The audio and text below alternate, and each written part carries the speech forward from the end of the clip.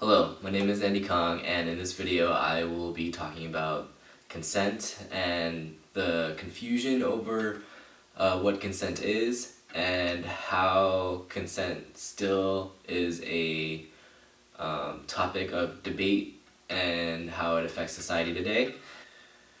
We've learned in previous chapters about sexual communication and how it plays in the intimacy of our relationships. This can be from both verbal and nonverbal. But there seems to be some confusion as to whether the innocent flirtation from the verbal and nonverbal communication that one gives you, that it's an automatic yes to other sexual acts in the future. But that's simply not the case. Just because someone is flirting with you does not mean they want to have sex with you. That does not mean that they consent to anything. Does not mean anything besides the innocent flirtation. Consent needs to occur in all forms of relationships, whether it be from the casual hookup to the long-term married relationship. Just because you are married does not mean that either party has an obligation to have sex. Consent still needs to be required, even if you were married for 5 years to 50 years. Consent still needs to be there. Now, because there is this confusion of consent, there are some states that had to pass laws to clearly define what consent is. Now, in the state of Illinois, in 2003, there was a law that passed that gave the origins of the phrase "no means no." And the law specifically states that anyone can retract the consent of any sexual activity at any time. Now, since that law was passed in Illinois, many states have adopted this "no means no" idea.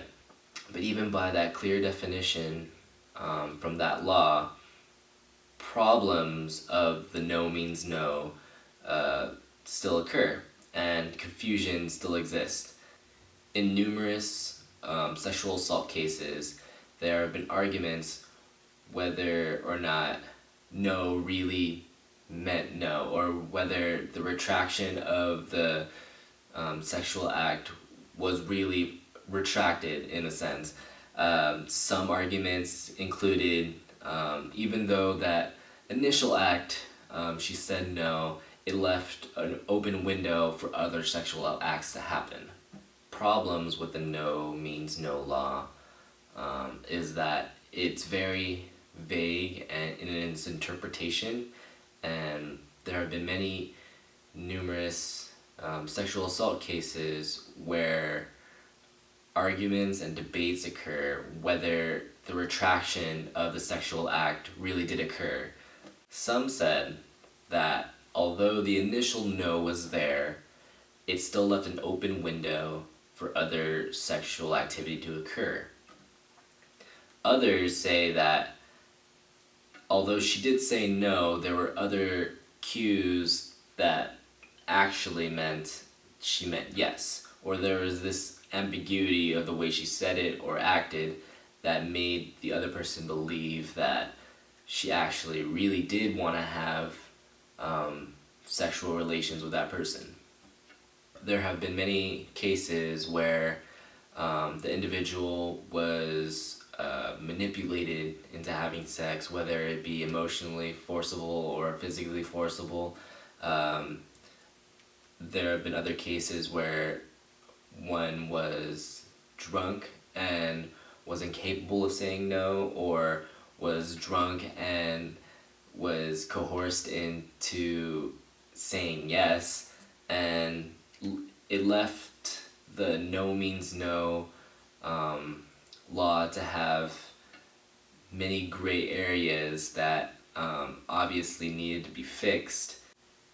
Because of these numerous sexual assault cases, people realized that there are these gray areas in the "no means no" law that many can abuse and find ways to fight against it, and this needed to change. California recently enacted a law by Governor Jerry Brown that completely redefines consent, and basically it's the yes means yes law. This means that there is an affirmative answer to whether or not sexual consent is given, because the only answer is yes. That means if it's not yes, then everything else will definitively mean no. This solved a huge problem with the no means no law, where if one person were to say no, one can argue that other options are available. Now, this yes means yes law was passed earlier this year and will be enforced to all universities, both public and private.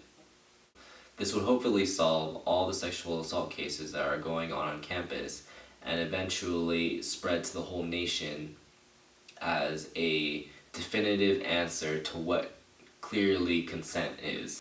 Now, because of this law that was just passed this year, there are still arguments and debates whether or not this is actually going to work, because of the redefinition of what consent is, and because of the fact that we lived with the no means no law for so long.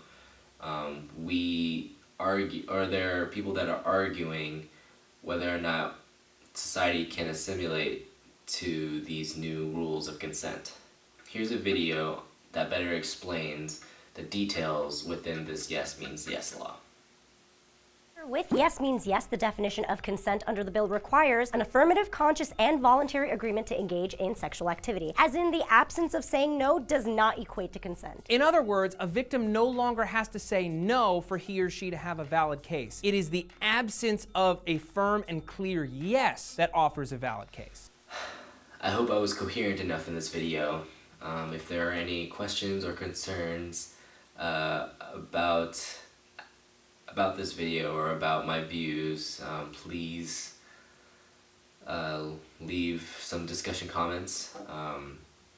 I would hope that I portrayed myself like I wanted to, but if there are some questions on how I perceive consent and all that stuff, please leave it up for discussion, and thank you.